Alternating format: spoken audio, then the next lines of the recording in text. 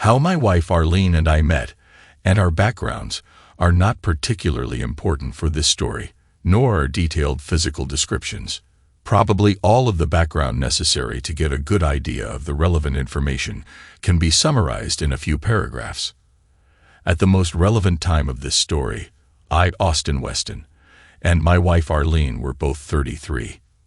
We had been married 11 years and had 2 daughters, Justine, 8, and Sybil, 6.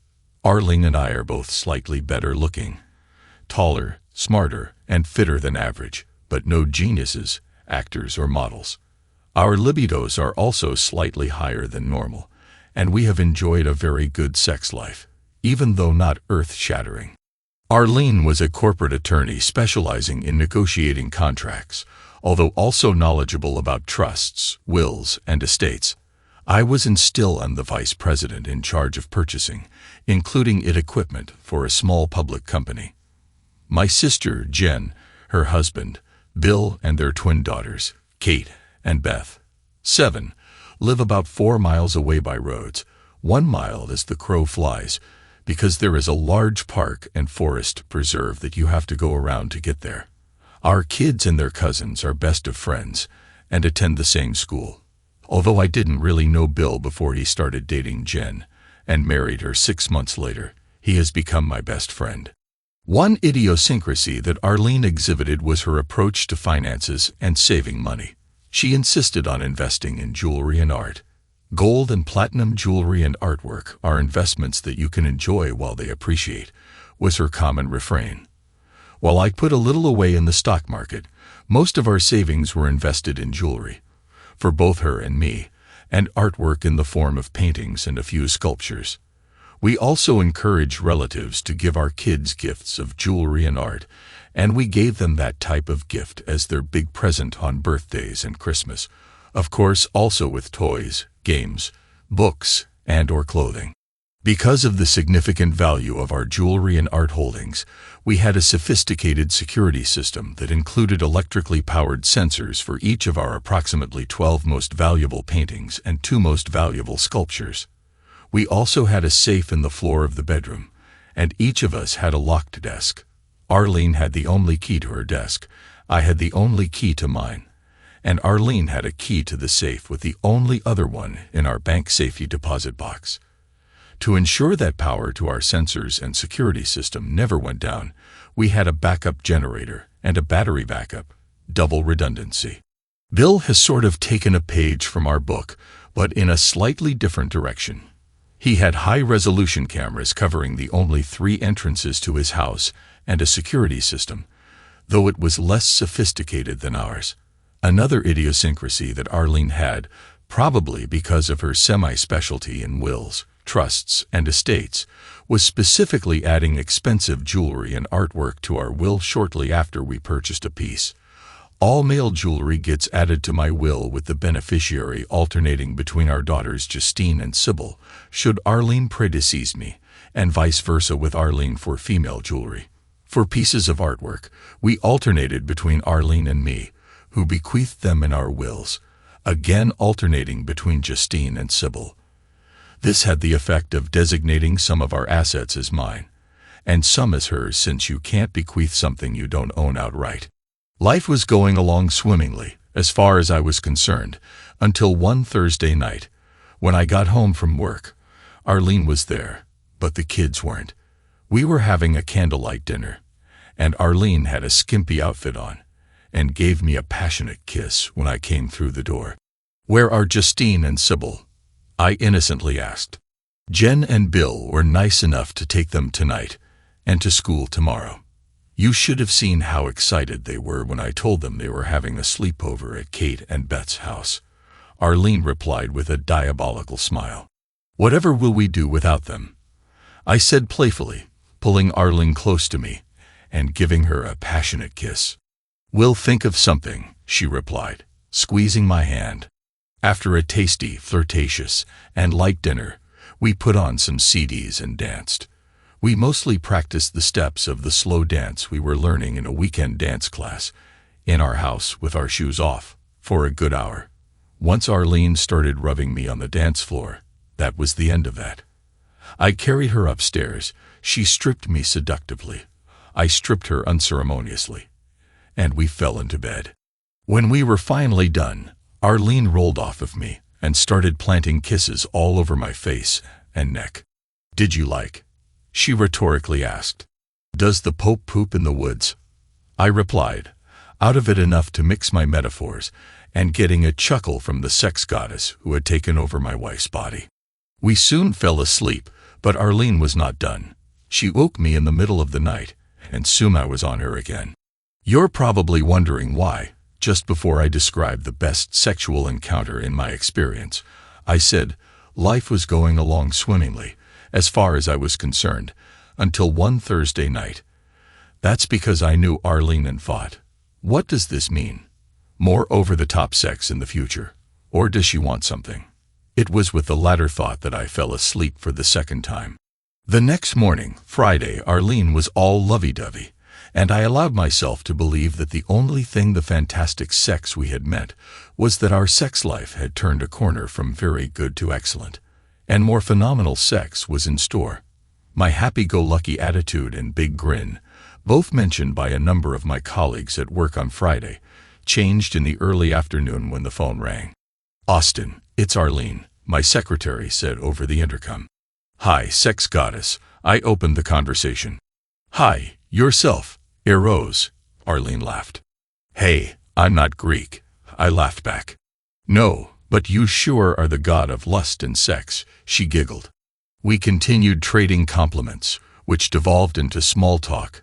Then the purpose of her call, "Say, darling," came over the line from her beautiful lips, the preface of a disaster to come.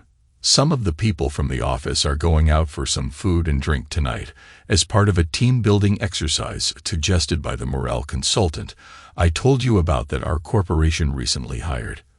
Are you okay with picking up the kids from daycare and getting dinner tonight? Aren't you even coming home?" I blurted out with pure disappointment in my voice.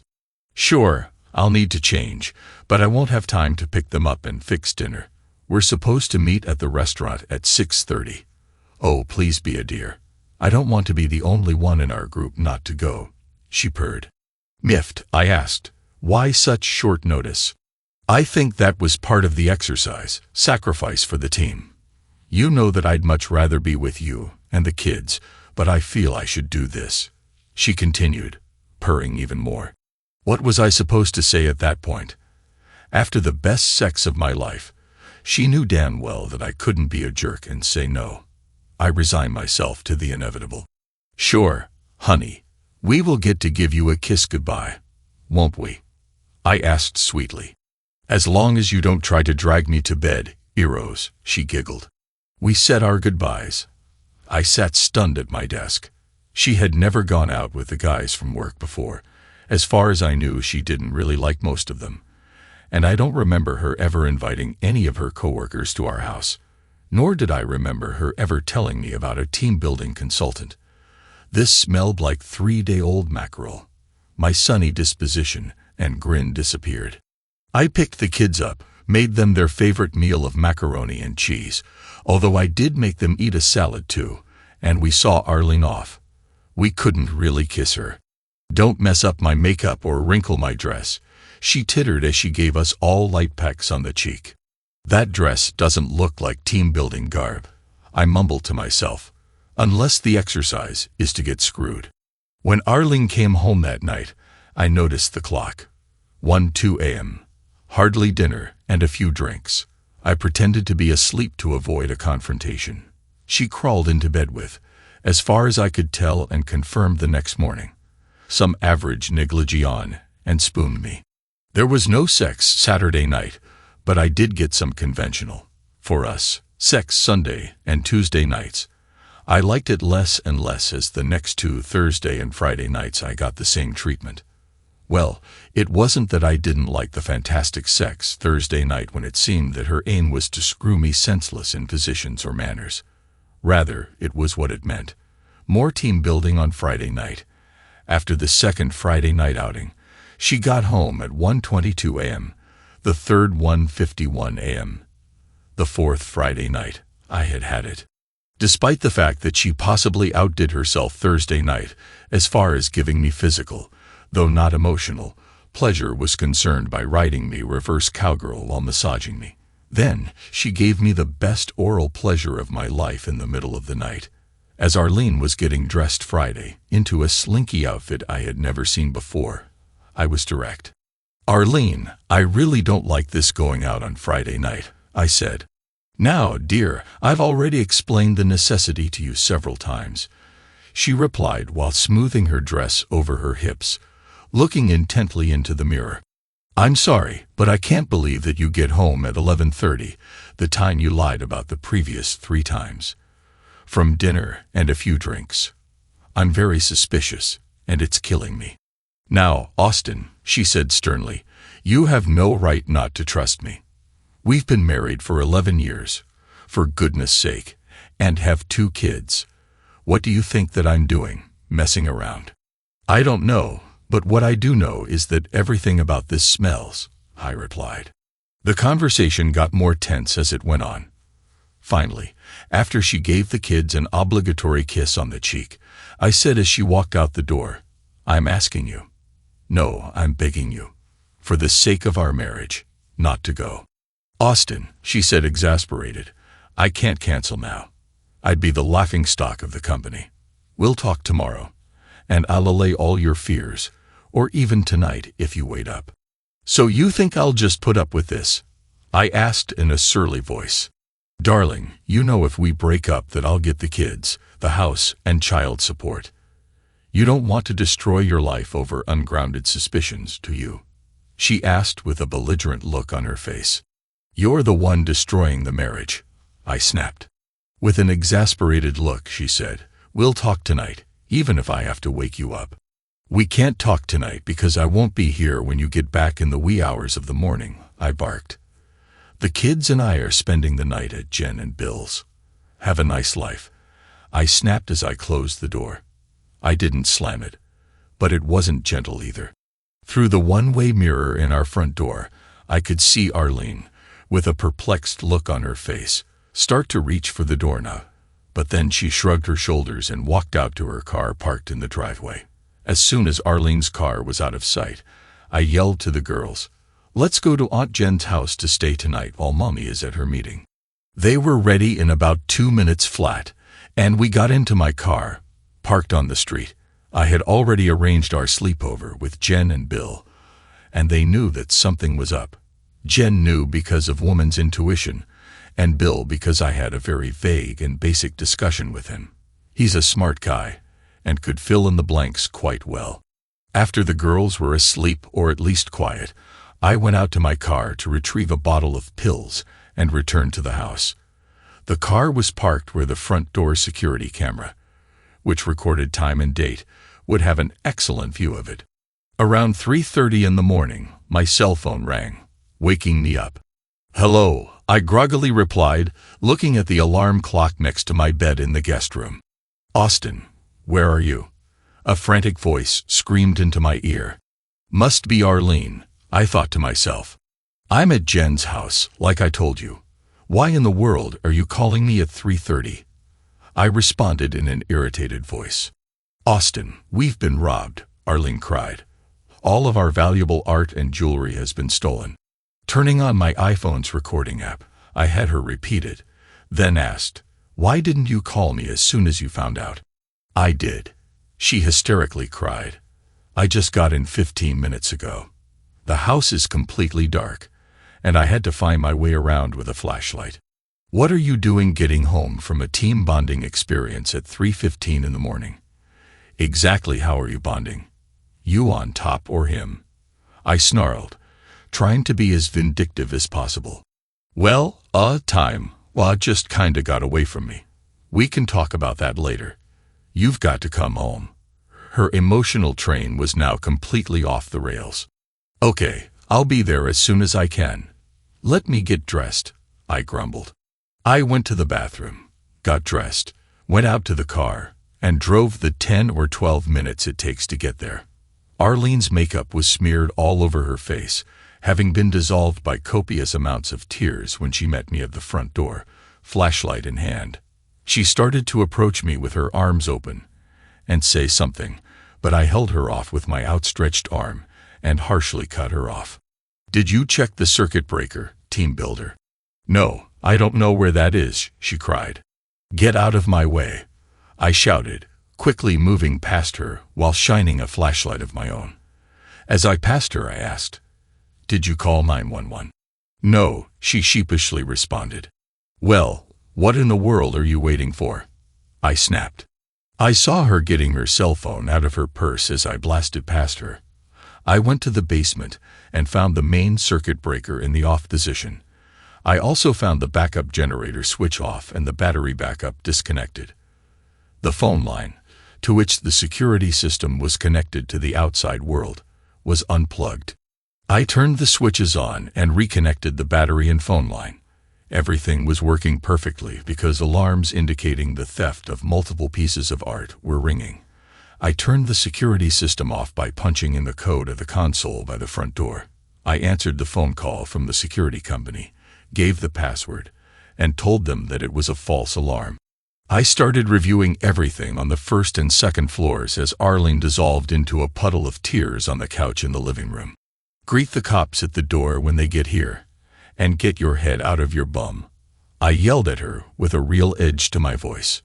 Sure enough, not only was all of Arlene's and my jewelry and art taken, except for one really heavy granite sculpture, but so were the kids' valuable possessions. Even the secure safe in the floor of the master bedroom was open and empty. When the cops arrived, I gave them my statement first while a female police officer was trying to get Arlene to calm down. I told one male officer about my wife's call to me, what she told me over the phone, and what was missing. I produced a list from my study of all our valuables. Meanwhile, 2 other male cops were sweeping the house in case someone was still there. I hadn't even thought of that.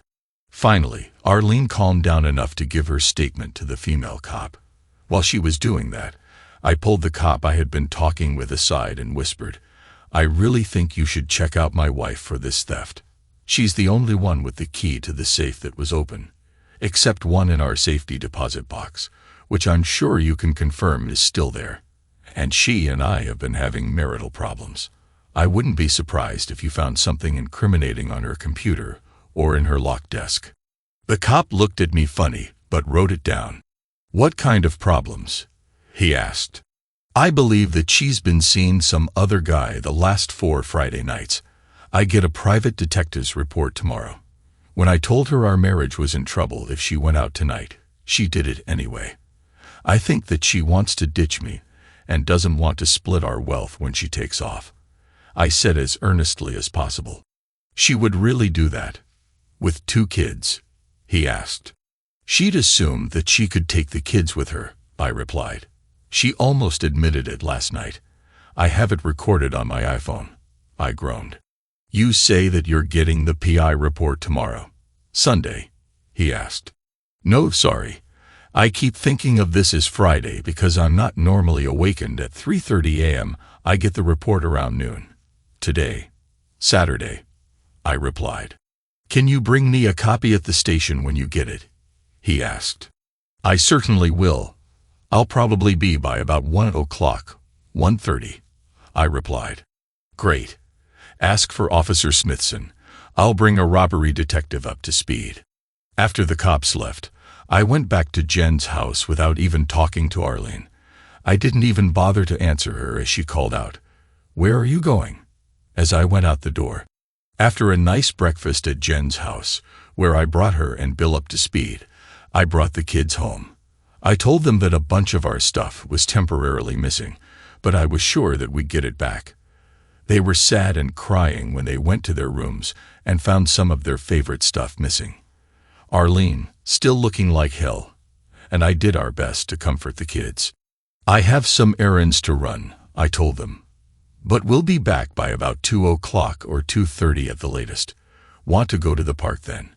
I asked, smiling as widely as possible. That turned their tears to smiles. I got hugs from them, and as I was getting ready to leave, Arlene came up to me and asked, "Where are you going?" With a cold stare, I said, "Probably to get proof of your infidelity. then quickly exited without looking back. The photos of Arlene and her sex buddy, Jack Trailer was his name, from her second and third Friday nights out were exactly what I had imagined, although the exact location surprised me a little. The PI said he might have trouble getting photos usable as evidence of them in the act if they only did it indoors. They were foolish enough to do it on the deck of, and in, his swimming pool, easily seen from many vantage points where they could not expect privacy. Also in his report was the fact that they arrived at Trailer's house after dinner on Friday night, and they apparently left in Arlene's car a little before 11 p.m. The PI didn't follow them, but they did get back around 2:15 a.m. Then she left alone about 3 a.m. I went to Kinko's, made 3 copies of everything except the DVD, then went to see Officer Smithson. I got there, and he immediately introduced me to Detective June Grayson, a robbery detective who was as good-looking as the women cops on TV, one that I didn't think existed in real life. She was not only attractive but smart. After reviewing my evidence without me prompting her, Grayson said, "Looks like your wife and this Trailer guy were out at the time of your burglary. Your security system computer indicated that all systems were turned off at 11:05 p.m. Just to cover all my bases, where were you then?" "I was at my sister's house," I nonchalantly replied. "Can anyone there vouch for that?" she asked. "I don't think so," I responded. "I think that they were all asleep, but you can ask them." Then I got a eureka look on my face and said, "Wait, I think that Bill, my brother-in-law, has security cameras, and at some point, I went in my car to get some pills I have forgotten. Maybe that will give you a timeline." "Can we get the tape from your brother-in-law?" Grayson inquired. I laughed. "I think that Bill is high-tech. I'll bet it's a DVD," I said as I pulled out my cell phone and dialed Jen's house. Bill answered. "Say, Bill, do you have security camera tapes from your house for last night?" I laughed again at his response. "Is it possible for you to bring the DVD? Sorry to insult you by asking for a tape, to Detective Grayson at the local precinct. I'll let her tell you why when you drop it off. I've got to take the kids to the park. Thanks." I smiled at Grayson and Smithson. Just as I thought. He's high-tech and has a DVD. He said that he'd bring it right over. Unless you have something else real important to ask, I've got to go take the kids to the park. "Thanks, Mr. Weston," Grayson said with a smile, standing up to shake my hand. "We'll let you know in the next few days if we need anything else." "I'll be around," I said, smiling back and shaking her and Smithson's hands. "I know you know what you're doing, but as I told Officer Smithson last night, you need access to Arlene's computer and desk drawers. I'd love it if you got a warrant for those, and my computer and desk too, to cover your bases." Grayson just grinned. I dropped the original of my evidence, including the only copy of the DVD of Arlene and Trailer, at my lawyer's office. He always works on Saturday. I just told him to put it in his safe for now. I brought the other 2 copies home and put one in my desk and left the other one without the report of Friday night on the coffee table in the living room. I took the kids to the park, and Arlene insisted on going with us. She tried to talk to me when the kids were playing, but every time she did, I simply ignored her and went over to the kids, pushing them on the swing, starting playing tag with them, or doing something similar. I made dinner that night and asked the kids to help so that I didn't have to be alone with Arlene. After dinner, I played games with them, read them bedtime stories, and finally had to leave them. When I went downstairs, Arlene had the envelope I left on the coffee table in her hands. She was white as a ghost. "Austin, we really need to talk," she said, her voice crackling. "Why?" I asked with a dramatic, confused look.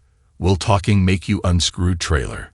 I grabbed my car keys and left as she yelled, "You know that this is a no-fault state, and I'll get the kids if you divorce me.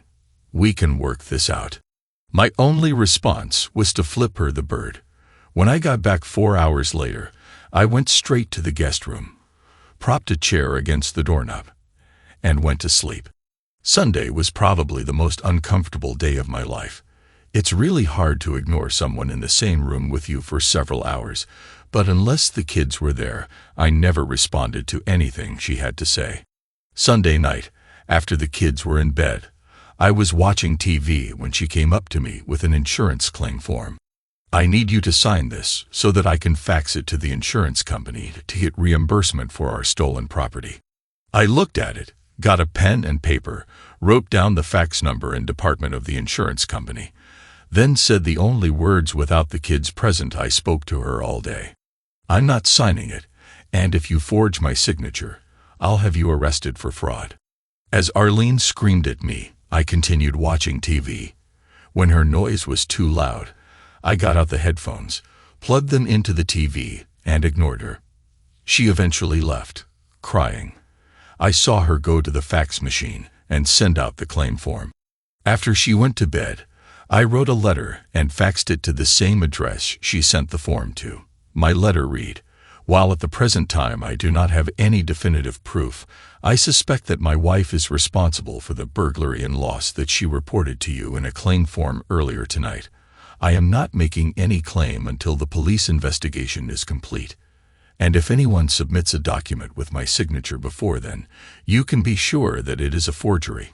Call me on my cell phone, XXXXXXXX, if you have questions."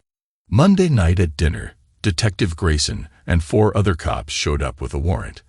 I had the kids go outside on our deck to finish their meal, telling them, "The police just want to get your stuff back."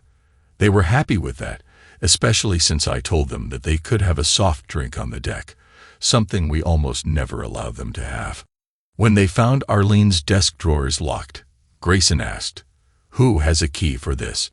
"I have the only one," Arlene nervously replied. "I need you to open it," Grayson ordered. "Why?" Arlene asked. "Because the warrant says we can look in it, and I don't want to ruin your furniture." Arlene went to her purse, got her keys, and unlocked the drawers. The procedure was repeated for my desk. Arlene was frantic when they took her computer, while I was calm when they took mine. She was hysterical when she saw them pull an envelope from a storage rental facility from her desk. "What is that?" she screamed. "I've never seen that before." "I thought that you have the only key," Grayson deadpanned. "I do. Someone must have picked the lock." "Easy to determine. We'll take the drawer with the lock cylinder with us and have our techs evaluate it," Grayson nonchalantly replied. Obviously, that was not the response Arlene wanted, but that was what was going to happen. When the cops left, Arlene was frantic. "Why are they doing that? What does the warrant say?" she agonized. I handed her the warrant and said, "Maybe they think that the theft was an inside job." She looked shocked as I turned and went out on the deck with the kids. Tuesday was a really bad day for Arlene. Her only highlight was driving the kids to school. About 11 a.m., she was served at work with divorce papers, citing adultery. At 2 p.m., Detective Grayson and 2 other cops arrived to arrest her for theft and escorted her out of her office in cuffs.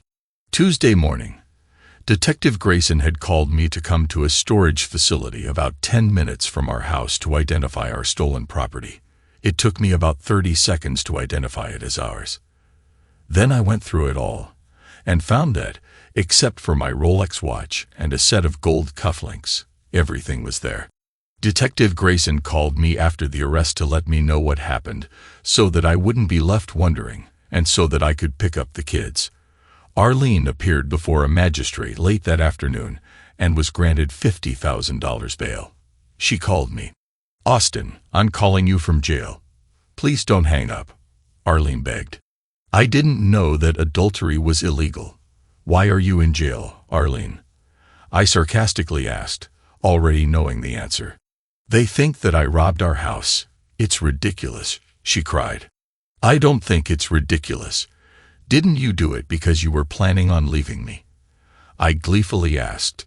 No, that's absurd. We can talk about it later. Can you come down to bail me out? If we both agree to use the house as collateral, I can be free in an hour. Please, Austin. Why don't you call your lover trailer? I'm sure that he can help, I snapped just before I hung up, as she started screaming no. My attorney filed for an emergency protective order on Wednesday morning while Arlene was still in jail. Either she didn't call Trailer or he wouldn't help. I didn't care which it was. My attorney asked the court for the order of protection, saying that Arlene was charged with stealing my property and that of the children, so she shouldn't be allowed in the house. The judge wouldn't hear the case until Arlene got out on bail. Apparently, she got her parents to post it, and on Thursday was freed, with instructions to go straight to the family law court for a hearing on the order of protection. Arlene's attorney argued that she should have the presumption of innocence on the theft charges and had never physically harmed any family member or even threatened it. My attorney argued that the two most expensive items of my jewelry were missing, and she could be presumed to steal other things. The judge's ruling sort of split the difference. We do have to recognize the presumption of innocence. However, Mr. Weston still has a right to feel that his property is secure. Therefore, Mrs. Weston may return to the marital home while the divorce proceedings progress. However, she may not return until Saturday. In the meantime, Mr. Weston can have any room of the house locked with a new lock that Mrs. Weston does not have a key to, and she is prohibited from ever entering that room. Notify the court of the room by Monday. Anything else? I prodded my attorney for another stipulation. Your Honor, my client would like to be sure that Mr. Trailer, the individual with whom Mrs. Weston is having an affair, be precluded from entering the Weston home or having any contact with the Weston children until the divorce proceedings are final. I won't bring him there or with the children, Arlene yelled, jumping up from her chair, perplexing her attorney and the judge. Mrs. Weston has agreed that she won't, so that should satisfy you, Mr. Weston, the judge said. I wanted to yell. I can't believe anything that lying woman says, but fortunately restrained myself. I had Lowe's put in a new door to the master bedroom and reinforced the surrounding frame. I also had a sophisticated lock installed in it, one that was almost impossible to pick. I moved all of Arlene's clothes to the guest room. Arlene did come home Saturday morning. The kids were glad to see her. I basically ignored her, except for interacting when necessary for the care of the children, and so as to upset the children the least possible. Arlene wanted to talk.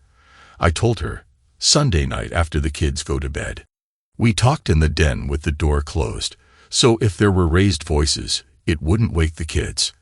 After sitting in silence for a couple of awkward minutes, I said, Arlene, you're the one who wanted to talk. Talk. Austin, I can't help but think that you're behind this theft. She started out before I cut her off. Whoa, the first words I wanted out of your mouth were, I'm so sorry for cheating on you, Austin, and for hurting you so badly and destroying our marriage. I guess you don't feel it though, do you? I said sarcastically.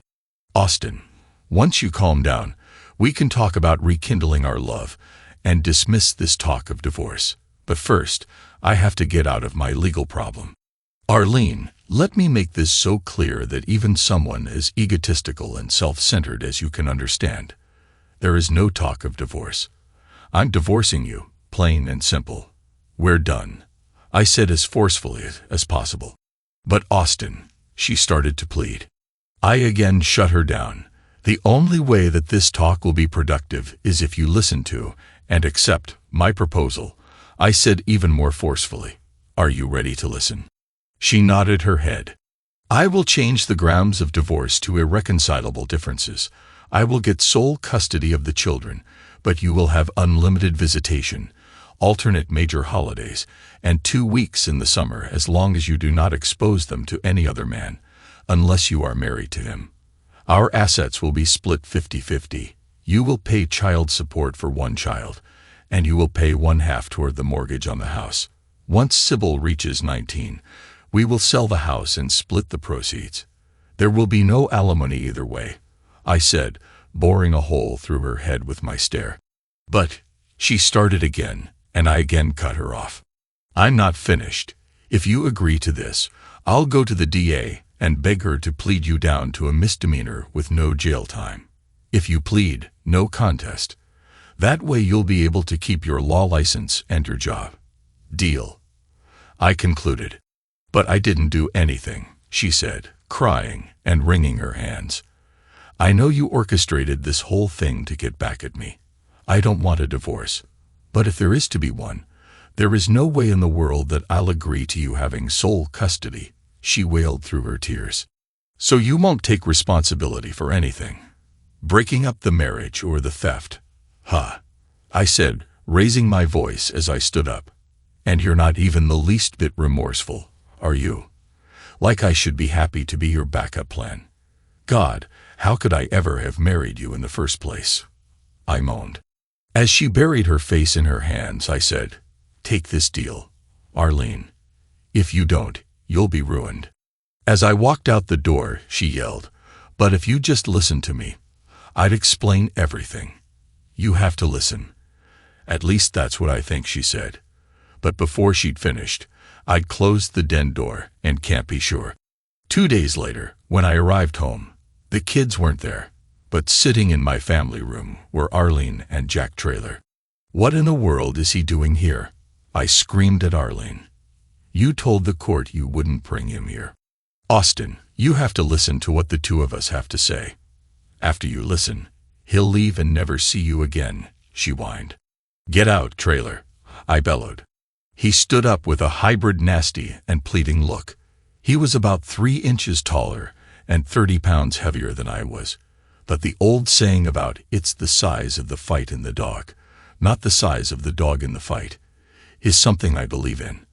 I had never backed down from a confrontation in my life, even though it got me my butt kicked several times, and this was not going to be the first. Traylor was trying to say something to me as he slowly approached, but I didn't hear what it was because I kept repeating, at the top of my lungs, get out. After yelling my refrain a good 24 times, it was clear that he was not going to comply. So I walked toward the phone and picked up the receiver to call 911. He pulled the phone cord out of the wall and in an irritated voice said, will you just listen, darn it. I pulled out my cell phone and started dialing 911. He grabbed it out of my hand and threw it down on the floor, breaking it as he said, it will only take 2 minutes and will give you your life back. I turned to go out the garage door, through the kitchen. He grabbed my suit jacket, but I squirmed out of it and bolted for the garage. Apparently, he didn't see me pick up the meat tenderizing mallet from the kitchen counter. As I turned left and exited the kitchen to a small breezeway to the garage, I came to an abrupt halt and turned around. As soon as he made the same left turn into the breezeway, I hit him in the forehead with the mallet, sending him reeling backward against the kitchen sink. As he was screaming and holding his hands up to his head in an attempt to stop the bleeding, I kicked him once in the groin with everything I had. By now, Arlene was in the kitchen sobbing. I saw her purse on the kitchen table, pulled her cell phone out of it, and dialed 911. My emergency is that an uninvited interloper attacked me in my own home, and I hit him in the forehead with a mallet. He needs an ambulance, and I need the police to arrest him. I opened the front door and calmly sat at the kitchen table as Arlene attended to Traylor. The paramedics impressed me. They were there in less than 5 minutes. The police were only a minute behind them. Traylor was taken away restrained in an ambulance. The police believed my story. I asked them to take my broken cell phone with them, to check it for fingerprints to confirm my story, and the phone line if they needed it. Also, my suit jacket had been ripped in the process, and I asked them to take that for evidence too. All that Arlene could tell the police, something she repeated over and over through her tears, was, we just wanted to talk to him. The next day, my attorney was in court again. The judge was furious and ordered Arlene to vacate the house within 2 days and to pay for changing the locks. Visitation with her kids would have to wait until after the divorce proceedings were concluded. The judge continued the divorce until the criminal case against Arlene was finalized. I talked Detective Grayson into getting a search warrant for Traylor's car and house and Arlene's car. In Traylor's car, they found my gold cufflinks, and in Arlene's trunk, They found a present with Jack and a heart on a tag. Inside the present was my Rolex watch.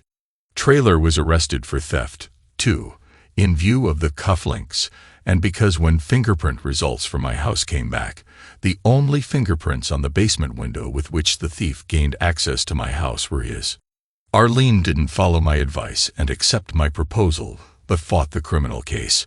Apparently, she believed, rightly so as it turned out, that the only way that she could get custody of the kids was to win the criminal trial. The prosecution had a great case, a woman with a gaudy emerald ring and blonde hair, both just like Arlene's, rented the storage facility where the stolen property was found shortly after Arlene's first team building exercise.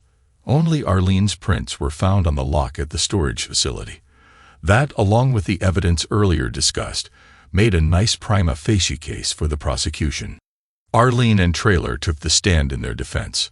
Arlene admitted to 4 sexual encounters with Trailer, but maintained that she never left his house until 3 a.m. the last Friday, so the PI's testimony was fabricated. She maintained that I must have stolen the stuff and set her up. She couldn't explain how I could do that since she admitted that she didn't think that I had a key to the safe or her desk drawer, and her keys were always in her possession. She explained the storage facility rental as a case of mistaken identity. She said her fingerprints were planted on the lock. Both Trailer and Arlene came off as belligerent and unconcerned about the effect of her cheating on her family. I was grilled by defense counsel for 3 hours. The prosecutor and Detective Grayson said that I did very well. They said that I came out as strong but cooperative and very credible. After my cross-examination, the prosecution put on Detective Grayson to explain that there was no way that I could have committed the theft. She said the DVD at Jen and Bill's house showed me entering there at 11:02 p.m., not leaving, and my car not leaving yet. The break-in occurred, as indicated by the alarm system being deactivated at 11:05. In a dozen tests, the fastest that any patrolman had been able to get to my house from Jen and Bill's at that time of night was 9 minutes and 32 seconds. Detective Grayson also testified that I did not have a key to the safe. The only 2 were the one Arlene had in her purse and the one in the safe deposit box. She testified that I had not even visited the safe deposit box for more than 3 months before the first team building session. An expert confirmed that Bill's DVD was recording the time accurately, as was my alarm system. Once the case went to the jury, Arlene and Trailer sensed that things were not going to go their way and tried to make a deal with the prosecutor for misdemeanors, just what I suggested to Arlene. Arlene even agreed to give me sole custody of the kids. The prosecutor asked for my opinion. I told her, "You're in charge," but after she put us through the expense and trouble of a trial, if it were up to me, I'd let the jury decide. That's what she did. The jury came back with a verdict in less than 2 hours. They were found guilty on all counts, including theft and insurance fraud for Arlene and theft and assault for Trailer. Arlene was sentenced to 3 years in jail and probation for 5 years, and the Bar Association started disbarment proceedings against her since she had been convicted of a felony. Since Trailer had 2 misdemeanor convictions in his background, and since the assault against me was a special circumstance because it was in my home, he got 4 years in jail and probation for 5 years, and was ordered to pay restitution for my cell phone and suit jacket.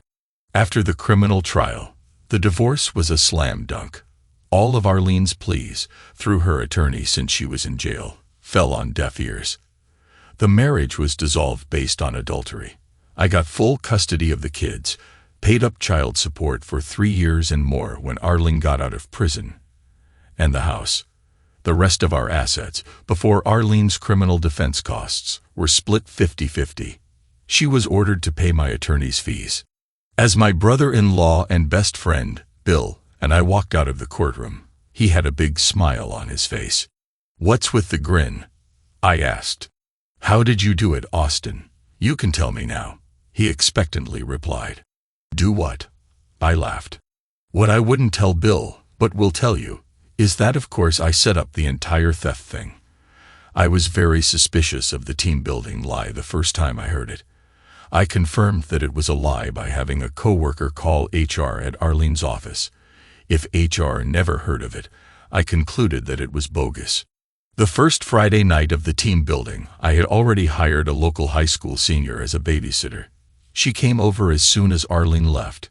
I paid her $50 for sitting, and $100 to never tell anyone that she did sit that night. Arlene's cell phone gives out a signal that an app on my smartphone picks up, and I made sure that it was working before she left that Friday night. As soon as the sitter arrived, I tracked Arlene down using that app. I found her and a guy I had never seen at a restaurant that I had never even heard of. I went in with a disguise on, cornered a busboy, and gave him $100 to bring me a glass that Arlene's date had handled and drank from. I waited until Arlene and her date exited the restaurant. I saw them kiss before she got in his car. Still in the disguise, I walked in back of the car and photographed the license plate with my cell phone. By Monday afternoon, I knew that Arlene's date was Jack Traylor and where he lived. I hired a private eye to follow Arlene the second and third Fridays, and it is then that he got the photos of them together by his pool. I told the PI that I did not want his report so I could claim that I had no actual proof until then, until the day after her fourth Friday team building session. I had a plan in place, including how to get custody of the kids if we divorced, by Sunday night. The first Monday, before I left for work, I removed Arlene's distinctive emerald ring from her jewelry box. She never wore it to work, but did whenever she went out. I paid an actress who was the same size as Arlene, and who wore a wig with the same color and style of hair as Arlene and sported her emerald ring on her finger, to rent a storage facility cube in Arlene's name, paying 3 months cash in advance. By Tuesday, I had purchased some key impressioning clay. While Arlene was sleeping that night, I snuck her keys out of her purse and got impressions of her house safe and house desk keys. The next day, I got home from work early and using alloy slug, a cheap metal that melts and then solidifies quickly, made copies of those keys. Wearing gloves, I laid out a new padlock that night and asked Arlene if she had ever seen it or the key for it. She picked them both up, looked at them, and said, "No, I don't think so." "Why?" "If you don't have another use for it, I want to use it to lock my toolbox." "Okay," I replied. "Sure," she responded and walked away. I put the lock in a plastic bag, hoping that her fingerprints would remain on it, and the key. 2 days before the theft, with reflectors, I marked obstacles in a path through the woods between my house and Jen's. The day before the theft, I opened up her desk drawer and put the storage facility envelope with the code for getting into the facility front door and the key with her fingerprints on it. I had another made for me at a hardware store. I had the same actress who rented the facility for me rent a van with a motorcycle rack on the back and had her boyfriend rent me a dirt bike. I parked the dirt bike in a clump of trees behind Jen and Bill's house. I also got the password for Arlene's laptop from the list of passwords in her locked desk, set up a new email account, and left a draft email in the account allegedly for Jack Traylor. The email said that she couldn't wait to get together with him, and if their plan worked, they would be able to live off of my stolen property while she got a divorce. I paid the actress and her boyfriend to be on call the fourth Friday night of the team building sessions, to walk from the side of Traylor's house and using the extra key for Arlene's car, drive it away. Before doing that, I had the boyfriend ready to open up Traylor's car using a car lockout tool and drop my gold cufflinks between the passenger side door and seat. I had also placed a wrapped box with Jack on the tag and my Rolex watch inside in the trunk of Arlene's car. Earlier that day, I had parked the rented van in my garage and disabled the automatic garage door opener. 2 days earlier, I had placed Traylor's fingerprints from the glass at the restaurant onto the basement window that would allow access. I found that to be much simpler than I imagined it would be. Instructions on the internet, obtained via a library computer, not mine. Cocoa powder, a shallow bowl, and a small paintbrush were all that I needed, plus a little patience. I apparently did a good enough job to fool the cops. Up until my talk with Arlene, begging her not to go out the fourth Friday. I had not decided to actually pull everything off. I honestly believe that if she had stayed home that night and pulled the plug on her relationship with Trailer, we had at least a 50-50 chance of making it, although I would have gotten revenge on him somehow. When she not only went but gave me the comment about her getting the kids if I tried to divorce her, my love for her instantly evaporated, and I set the plan in motion. The only assistance that Bill provided, unknowingly, was to, a few weeks before the theft, answer my questions about the only part of his house that the cameras did not pick up, namely, a particular basement window that had fake metal bars on it. I had already received a communication from the actress that she and her boyfriend had left Trailer's house before 11 p.m. Trailer had left several windows in his car open since it was a hot night, so her boyfriend did not even have to break into the car to leave the cufflinks. By the time that I had returned to Bill's house from my car at 11:02, I had already opened the hidden basement window. I quickly exited, ran to the dirt bike, cut through the woods at over 40 miles per hour, knowing that the reflectors would warn me of obstacles, and got to the basement window of my house that I had earlier disabled the alarm for and planted Trailer's fingerprints on. Using gloves for everything, I first pulled out the phone line, then detached the battery, then turned off the backup generator, then turned off the main power switch. I used the key I had made from Arlene's to open the safe. Since I knew where everything was and the van was in the garage, despite working in the dark, I cleaned everything out in less than an hour. I drove to the storage facility, loaded everything into the rented cube there, and put the lock with Arlene's fingerprints on it on the latch. That took only a little more than an hour. I returned the van to the rental place, left it in the lot, and put the keys in the drop box. I caught a cab and had it drop me off a block from my house. I rode the dirt bike back to Bill's house, picking up reflectors as I went. I hid the dirt bike in the clump of trees and climbed back into his house through the same window I had exited and reattached the fake metal bars. Having Trailer come to my house and do what he did was an unexpected bonus. I never did find out what motivated Arlene to have the affair with Trailer, nor anything else about it. I guess if I had ever listened to her or him when they were anxious to talk with me, I would have found out. However, once she spurned me when I gave her the last clear chance, I didn't really care. I got my revenge. Now they can live with it. Thanks to everyone who took the time to listen to today's stories. If you enjoyed it, please consider liking and subscribing if you haven't already. Feel free to share your thoughts on the events in the comments below. Take care.